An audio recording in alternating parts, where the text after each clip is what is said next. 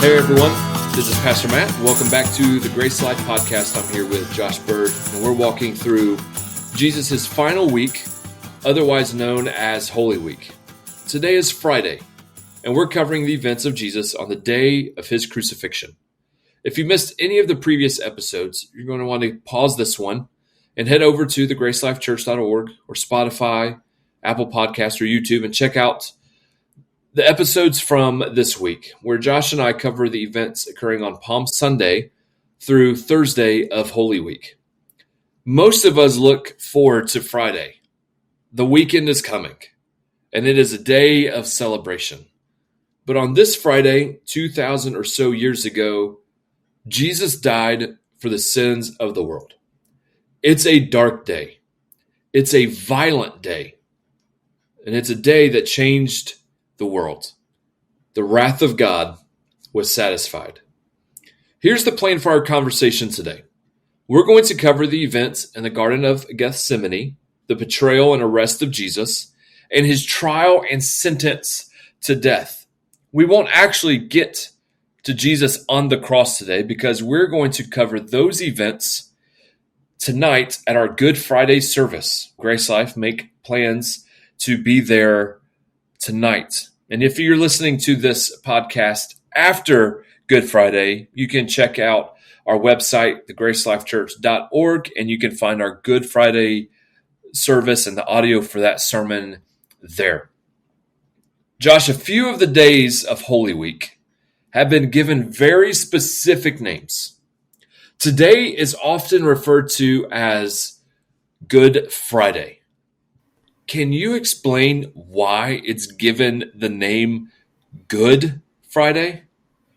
Yeah, it's funny because this is one of the earliest questions that I remember Chandler asking me about Jesus and Christianity, because we talk about the crucifixion and what that means. And even when you get into the scourging that took place beforehand, and the suffering that Christ underwent. And so it seems like there's a disconnect between that and then calling it Good Friday.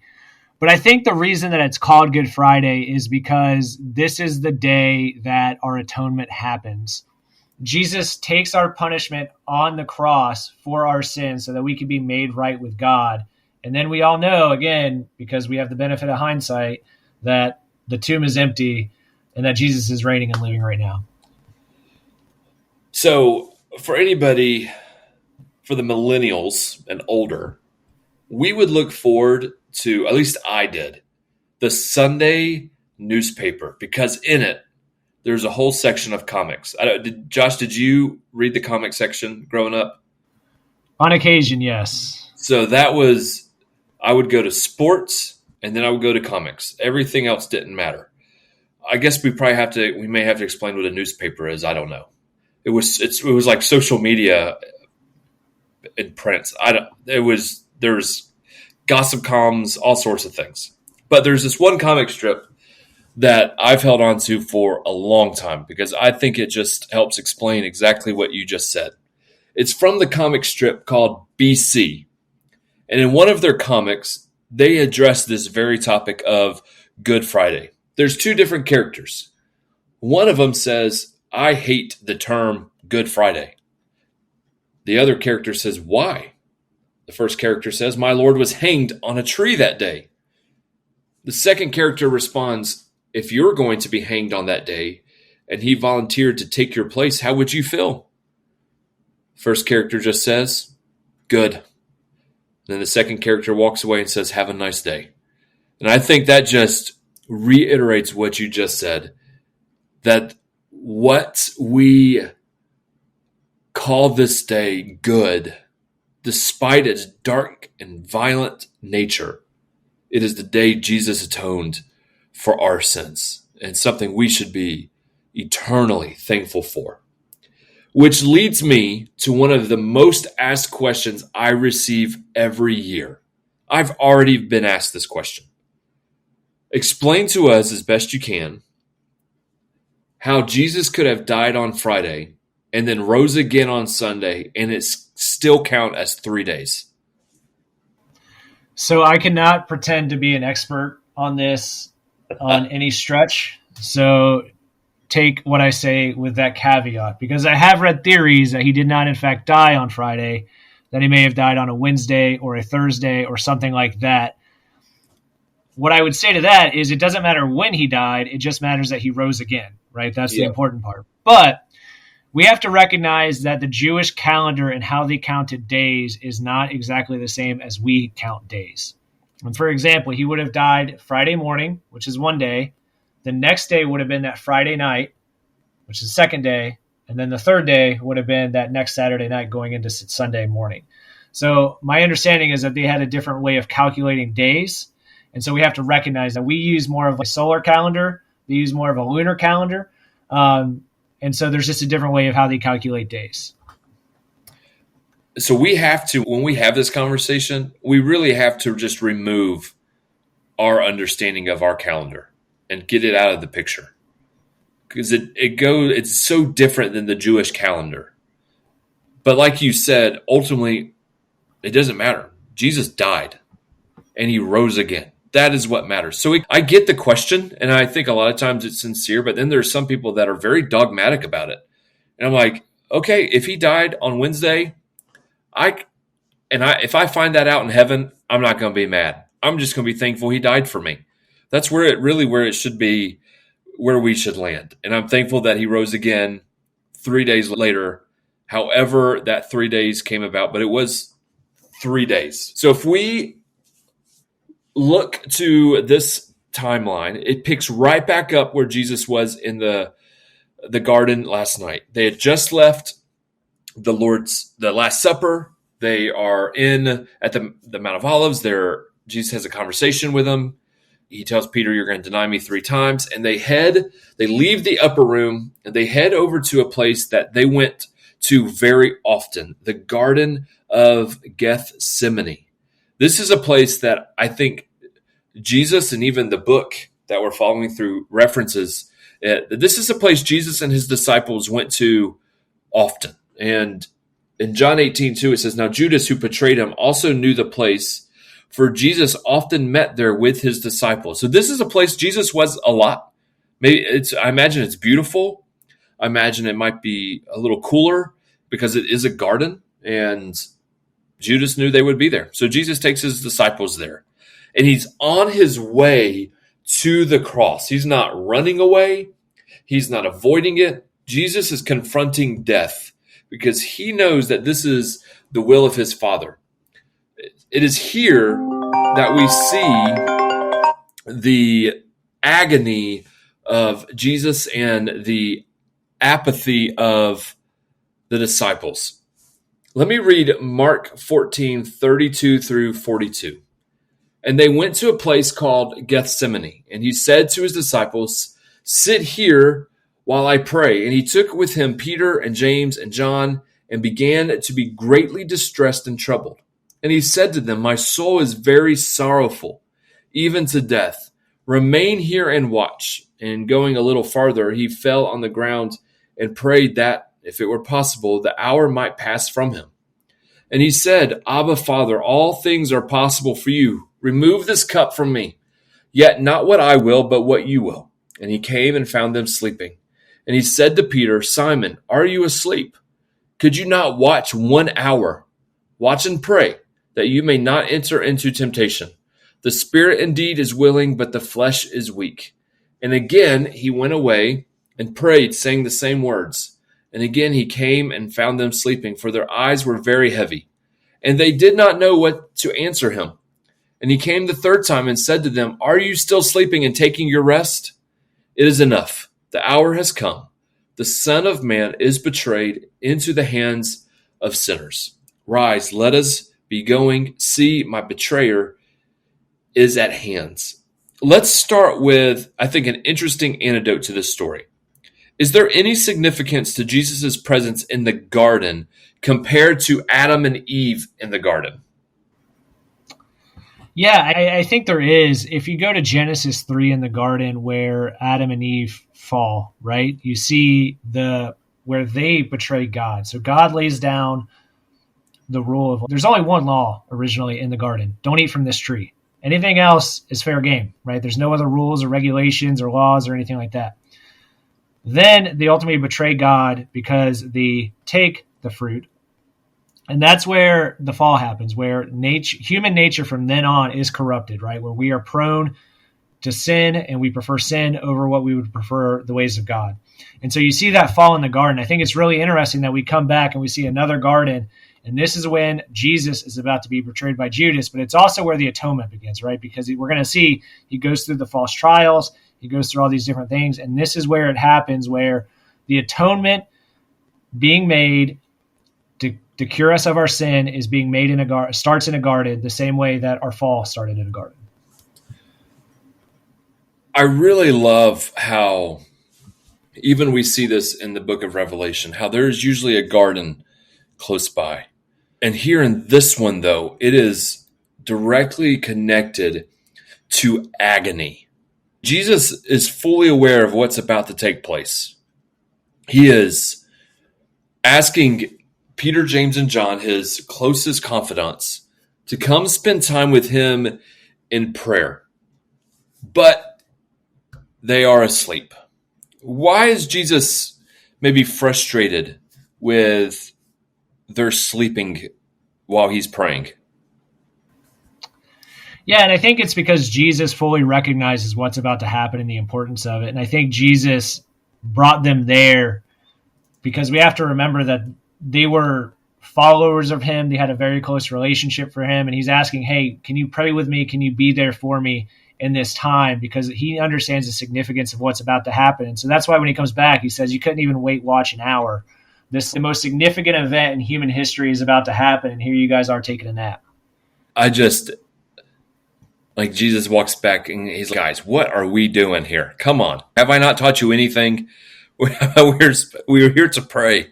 My hour is coming. We watch and pray.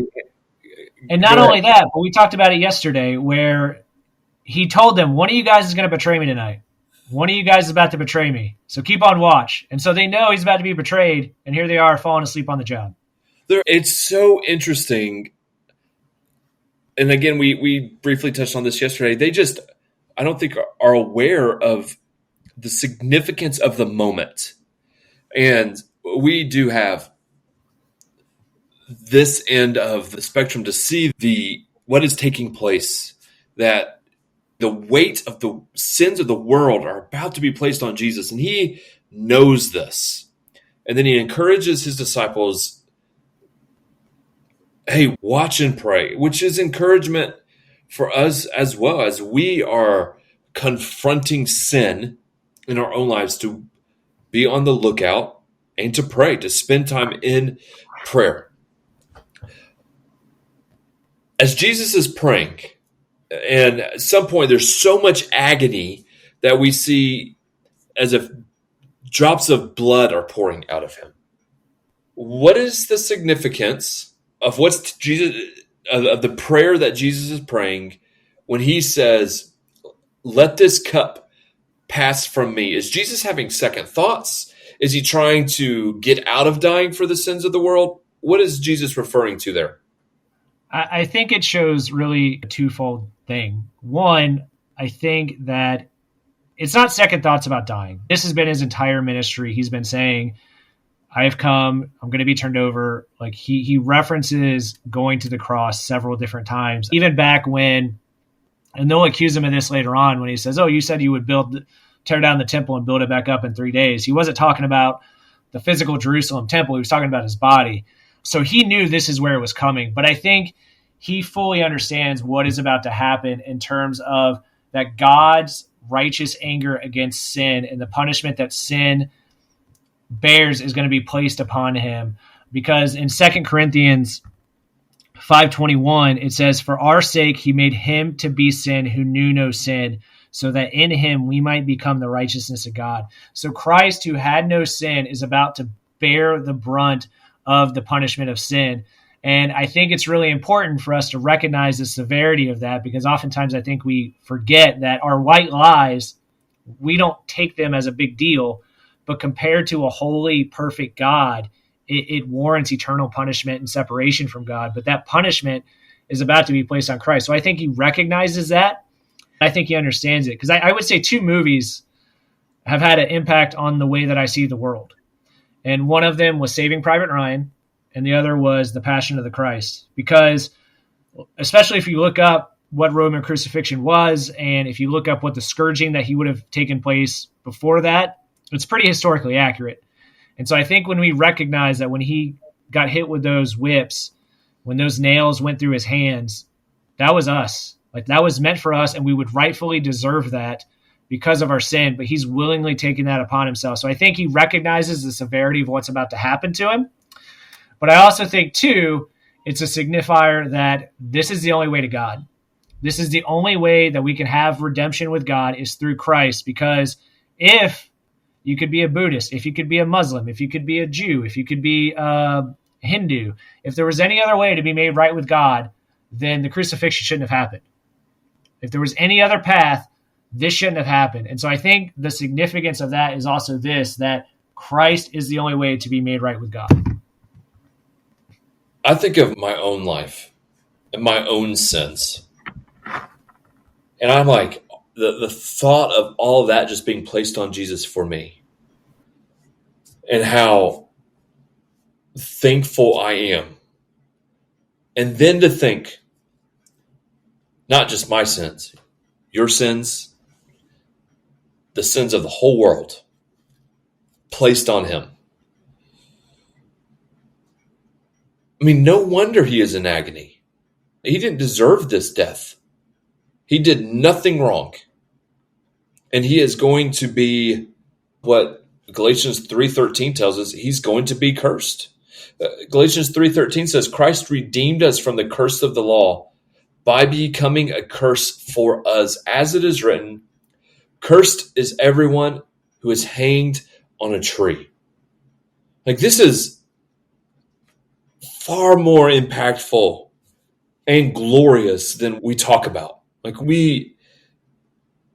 what Jesus is doing for us should drop us to our knees in thanksgiving that we did not have to die this death, though we deserved it, that he took our place for us. And without him, without his crucifixion, there is no salvation, just like you said. And yet, despite knowing this, he did not give up. He did not change his mind. He did what only he could do, and he knew his time had come, which is really remarkable, because there are people that love those races where you run through mud and you climb things. I can't think of what they're called. You know what I'm talking Spartan about? Races? Yeah, like a Spartan race. And they just love that stuff. I look at that, I'm like, I don't know why anybody would want to endure that. And I want nothing to do with it. And then I think of what Jesus is doing here. And I'm like, how does he press forward? Like, how does he say, okay, Father, if this is what you want me to do, I'll do it. Like, why? What are we seeing about Jesus' heart there in this moment? Yeah, I mean, I think we see that he's willing to undergo this, because oftentimes people will say that, oh, this is, you saw this, I think, in the Christian movement in the early 2000s. I believe it was called the Emergent Church, or this kind of like more deconstructionist type of church, where they would say, this is really just cosmic child abuse, because you have the Father who is going to send his Son in order to do this. And I think what we see here is Jesus' heart of that he loves us, that he was willing to do this and undergo it voluntarily. This wasn't a situation, because again, it could be difficult because God is triune, right? So there's one God, one essence, and three persons.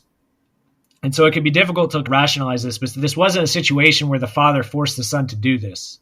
This was within the Trinity, the understanding of this is the way that salvation is going to work out. So it wasn't as if one forced the other to do it. It was in harmony, where the Son willingly did this to go through this process. Yeah, we see the love that Jesus has for us, where he lays down his life for his friends.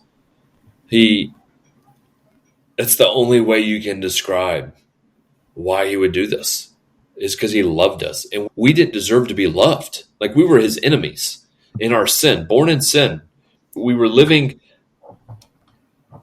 life against the holy Creator, and yet he still loved us and gave his life. Even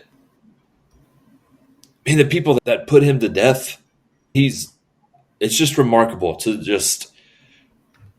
sit in and think about. And I think that's why thinking about Good Friday is so good for us every year, to just intentionally think about the violence, the sacrifice, the blood, the nails, the crown of thorns, the whippings, the spear in his side, and the mocking for us. And he didn't back off. He didn't run away. He went head first into this sacrifice for us. So as Jesus is praying and the disciples are passed out sleeping, Judas comes. Give us a quick synopsis of what Judas is doing surrounding his betrayal of Judas's betrayal of Jesus in the garden. Yeah, one thing you said that made me think of something to add. This is when you mentioned the mocking, I think oftentimes we think of the suffering that Jesus endured as physical, which that's a large part of it. But I also think the mocking is something that took place as well. Because I don't know if this is still accurate, but I know a while ago I read one of the most, the number one public fear. Jerry Seinfeld had a joke about it a long time ago, where the number one fear was public speaking. And the second fear was death. And so he makes a joke of, if you're at a funeral, it's better to be in the box than giving the eulogy. And we think of that. And the reason that is because people don't want to be mocked. They don't want to be made fun of like that. And that's something that Jesus also endured. And if I'm mocked, I might deserve mocking, right? Because I'm a fallible person. But this is like the creator of the universe who is stepping down into his creation and is going to be mocked and spit on, and like the humiliation that would take. That's a part of it as well that I thought was interesting. But when we get to Judas betraying Jesus in the garden, I think when you talked about they went here oftentimes and it was somewhere where they would go to pray, this was orchestrated so that it would happen in a quiet, kind of secluded place, because the Pharisees and the Jewish leaders were worried about what the crowds would do if they just took him when he was in the crowds. And so this was orchestrated. And so he comes with some Roman soldiers and things like that to take Jesus, and he's going to betray him. He's going to point out who Jesus is by giving him a kiss on the cheek. And so he's going to go up and give a friendly greeting, which is ironic because what he's doing is betraying him. During this interaction, we see Peter chop off an ear. We see Jesus heal the ear. We don't see Jesus resisting. We see the disciples scattering. It's a little chaotic at what's taking place from the disciples' perspective. I think the Pharisees think they've won. They know we're going to get to the end of this. So what's going to take place over the next couple of hours is there's going to be two trials that Jesus goes through. A Jewish trial and a Roman trial. Now, Josh, you're very familiar with trials. Can you give us a backdrop of why there's two trials? Why did it take place early in the morning? What were the Jewish people seeking to charge Jesus with? What's going on in the early hours of Friday? Yeah, and so I think the reason that we're going to see two trials, we're going to see a Jewish trial, which is going to be more of like the religious side of it, and then we're going to see the Roman trial, which is going to be before Pilate. Now, the Jewish, what they're concerned about doing is they want to get the idea of showing that Jesus is a heretic, that he's a blasphemer and things like that. And so that trial is going to focus on that. So you'll see they'll take him to the former high priest, Annas, and that's even almost like a way to buy time for Caiaphas, the current high priest, to get witnesses against him and to try to present these false accusations. Because there's a lot of issues with this Jewish trial.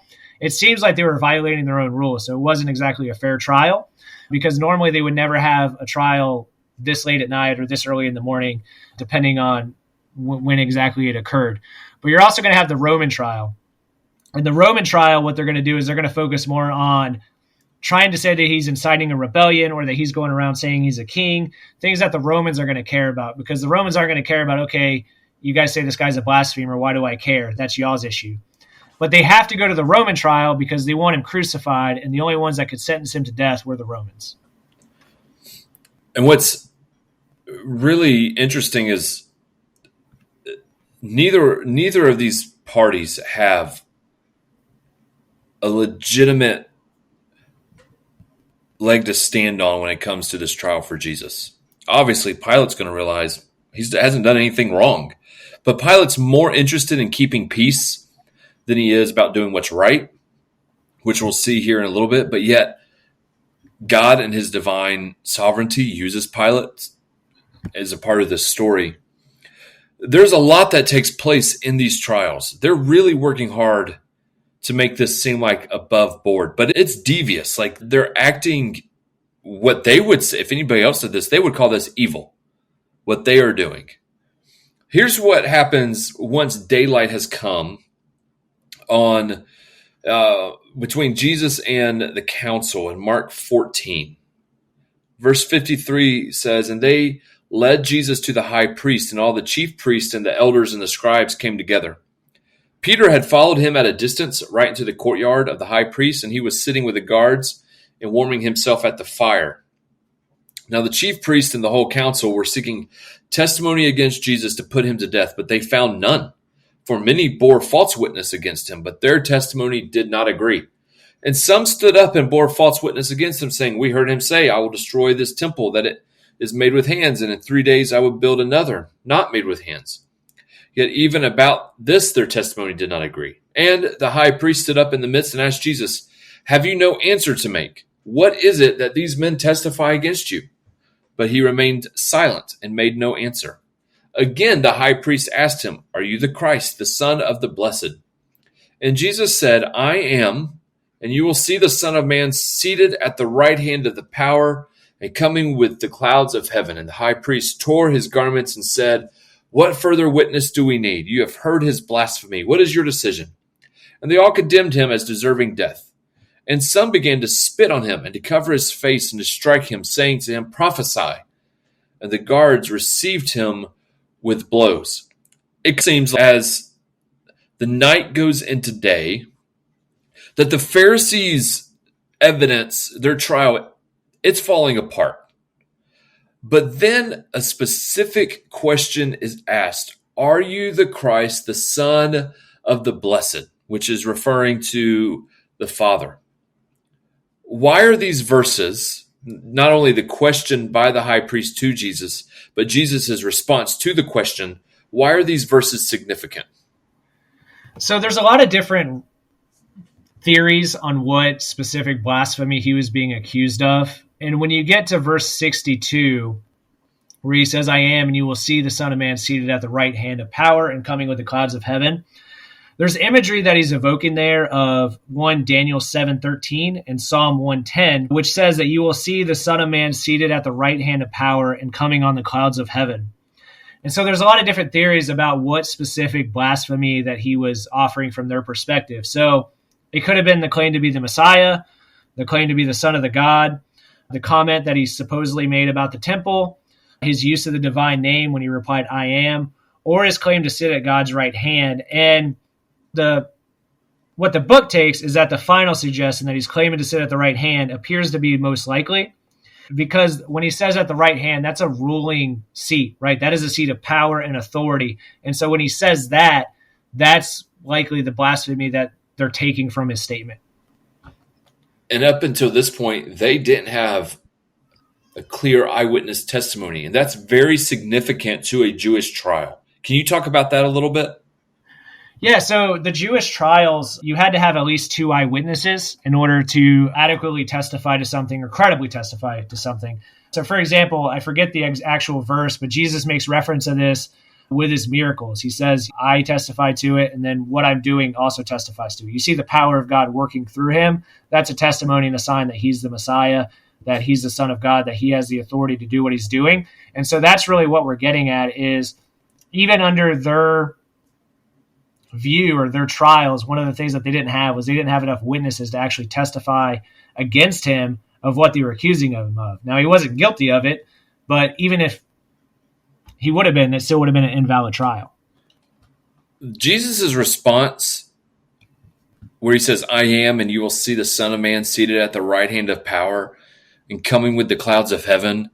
Man, that is, as I was just studying it out and just thinking on it, That is a weighty and incredible response and just loaded with everything the Pharisees would just hate. And you hit on it already. But it's Jesus, I'm going to tell you exactly who I am. I am, and you will see me, the Son of Man, seated at the right. They're appalled by it. And I don't even know. It saddens me that they wouldn't just stop to consider, is he the Messiah? But they don't. They immediately want to put him to death. So they leave the Jewish trial. They've got their conviction. Before we get to the Roman trial, we must acknowledge two events, though, happening on the side. They're like side plot lines with they're side plots, they're wrapping up some other stories that we've talked about. One is Peter denies Jesus 3 times, just as Jesus had said he would, and then Judas hangs himself. So this is happening in the periphery while Jesus is at trial. And now after the Jewish trial, as he heads to see Pilate, it says in Luke 23, verse 1, and the whole company of them arose and brought him before Pilate. And they began to accuse him, saying, we found this man misleading our nation and forbidding us to give tribute to Caesar, and saying that he himself is Christ, a king. And Pilate asked him, are you the king of the Jews? And he answered him, you have said so. Then Pilate said to the chief priests and the crowds, I find no guilt in this man. But they were urgent, saying, he stirs up the people, teaching throughout all Judea, from Galilee even to this place. In verse 18, it says, they all cried out together, away with this man and release to us Barabbas, a man who had been thrown into prison for an insurrection started in the city and for murder. Pilate addressed them once more, desiring to release Jesus, but they kept shouting, crucify him. A third time he said to them, why? What evil has he done? I found in him no guilt deserving death. I will therefore punish and release him. But they were urgent, demanding with loud cries that he should be crucified. And their voices prevailed. So Pilate decided that their demand should be granted. He released the man who had been thrown into prison for insurrection and murder, for whom they asked, but he delivered Jesus over to their will. All right, Josh. There's a couple of new characters we're introduced to from the Roman perspective. Who is Pilate? Who is Herod? And then who is Barabbas? And why is Pilate and the Roman government, why do they even really need to be involved here? And it seems like they don't even want to be. Yeah, and I think it's interesting, too, where there was so much concern about making sure that they took Jesus in a private place because they were worried about the crowds, and then how easy they can get the crowds to turn against him to then want this murderer released instead of Jesus. I always find this interesting. But Pilate is going to be the Roman governor or the Roman leader of this particular area where they're in Jerusalem right now. Herod Antipas is what's called a tetrarch, so he was a ruler of another area which was over in Galilee. Barabbas is described in the verse that we just read, where he is a prisoner who was a murderer and an insurrectionist. So he would have been more possibly like a zealot, where he was trying to overthrow the Roman government, or he was just a murderer, but he was in prison. And so what you see is Pilate and Herod are trying to pass the blame off on one another. So Pilate says, hey, this is a Galilean, send him to Herod. It's his problem now. And then he goes to Herod, and Herod said, nope, go back to Pilate. And so ultimately Pilate is the one who's going to put the sentence on Jesus. Why do you think they would ask, what's the significance of asking for the insurrectionist and then turning Jesus in? Yeah, I think there's some significance on probably a few different areas. So one, I think it's an innocent man taking the punishment of a wicked man, which is ultimately what Jesus is doing. Yep. But I also think, too, it's possibly that they were seeking someone who more fit their idea of who the Messiah was going to be. That the Messiah was going to be someone who was pushing for an earthly kingdom, who was an insurrectionist, who was going to revolt against Rome and things like that. Thinking on in that terms, I think that's probably some of the reason that they were seeking for Barabbas to be released instead of Jesus. And here's what I think is interesting. Oh, go ahead. Because Barabbas, if he was an insurrectionist, didn't seem like he was going after the Pharisees' power. Jesus was. he was saying, or the Sanhedrin too, Jesus was saying, hey, he confronted him. It didn't seem like Barabbas was a threat to them in that way. And it doesn't seem like Barabbas is a threat to the Roman Empire. Like, they're not like, okay, we'll let him go. I think if he was a major threat, they would have said no. But it seems like they're more interested in peace in the area. And if they're just trying to keep the Pharisees and religious people happy, all right, you can have this guy back. He's not really we're not concerned. We'd rather have the peace. Does it seem like that a little bit to you too? Yeah, which is interesting because he's asked, is your kingdom of this world? And he says, if it was, my followers would be outside rioting and doing the same things that essentially what the Pharisees are trying to get the crowd to do, which I hesitate to say this because of kind of the politics of it. And I think that there's enough argument that you can make it on both sides. So I feel like it's fair. Like, I have had that thought when I've seen some of the riots going on in different cities and in different places and things like that too. Is this the appropriate way for Christians to respond in what we see as injustice? And like I said, I feel like both sides have done it, so I'm okay saying it on this. Yeah. But I've always had that thought in the back of my mind because Jesus is saying, hey, if my kingdom were of this world, we'd be rioting just like they are outside. Yeah. Pilate's conversation with Jesus is always really intriguing to me. I want to know, I think he's very curious of Jesus, just based on some of the questions. And I started thinking about it a couple years ago when we were preaching through the book of John, and I just captivated by Pilate's interaction with Jesus. And it says in John 18, Pilate said to him, Jesus, so you are a king? And Jesus answered, you say that I am a king. For this purpose I was born, and for this purpose I have come into the world, to bear witness to the truth. Everyone who is of the truth listens to my voice. Pilate said to him, what is truth? And after he said this, he went back outside to the Jews and told them, I find no guilt in him. It appears that Pilate may recognize two very key characteristics of Jesus: his truth and his sinlessness, or at least he hasn't done anything deserving of death. Why is this interaction between Pilate and Jesus heartbreaking?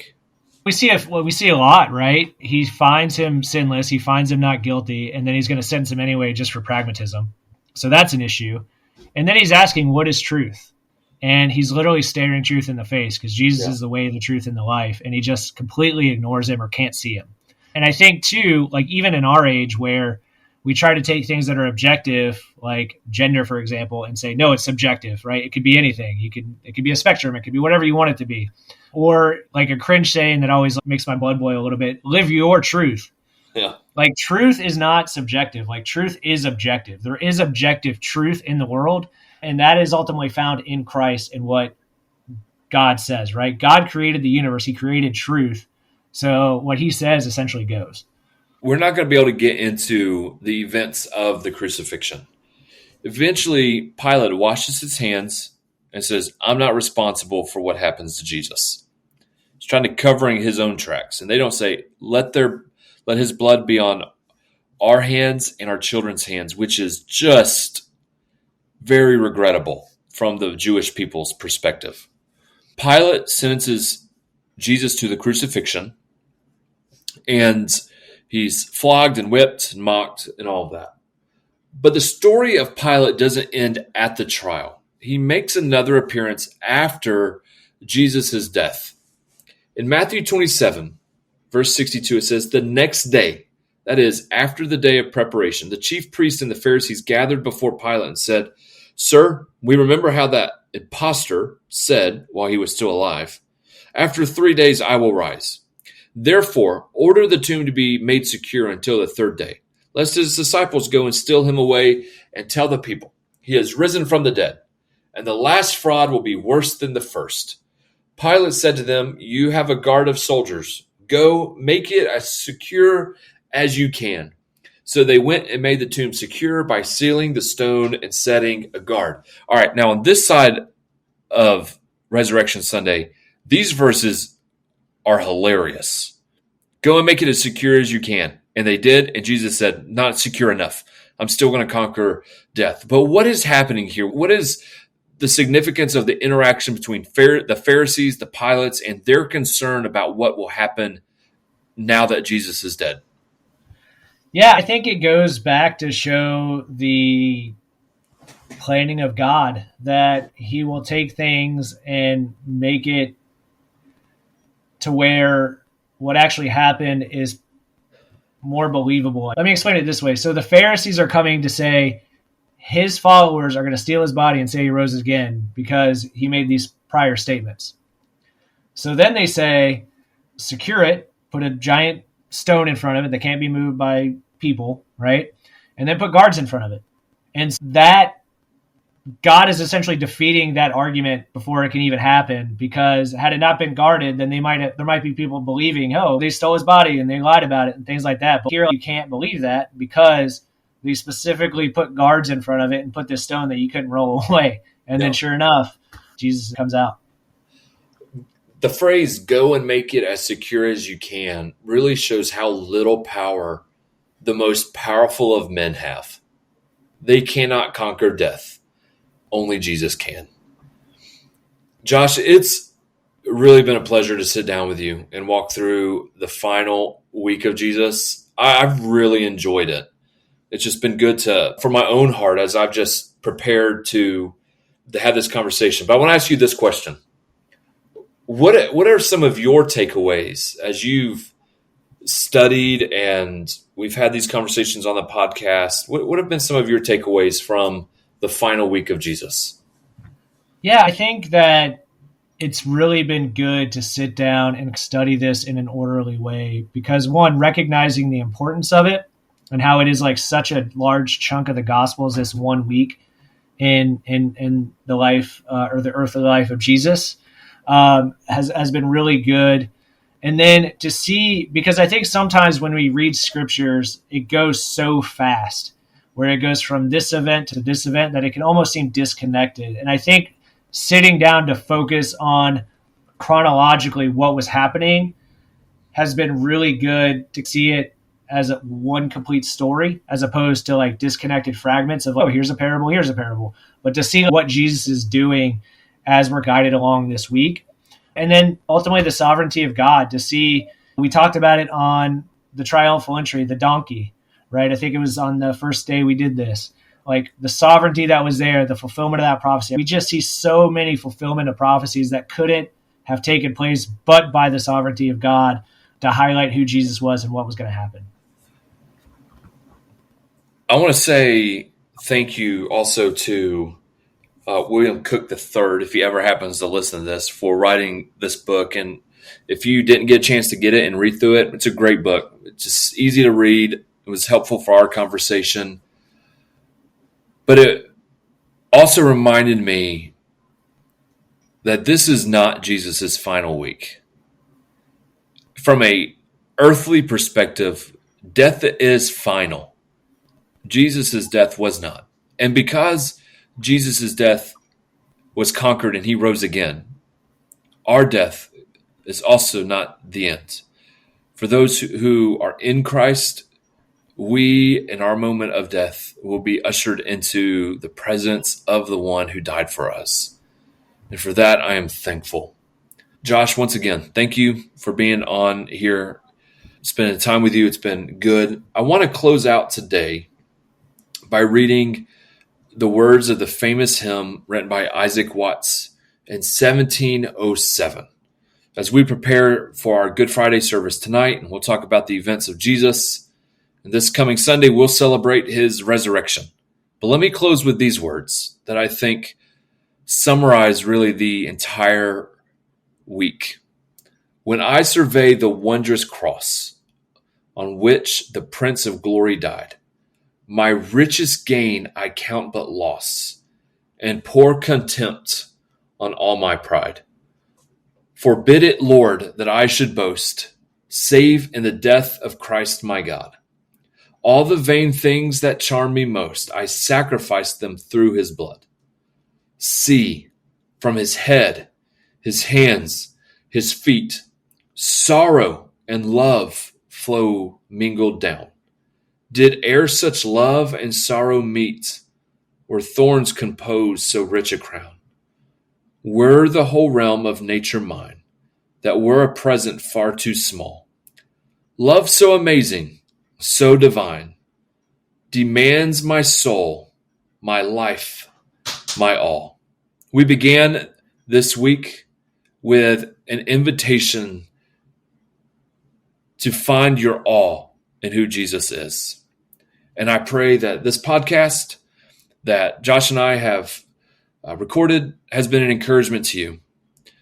But we ultimately know that there is nothing like the grace of Jesus, and it is a privilege to tell his story and to reflect his glory.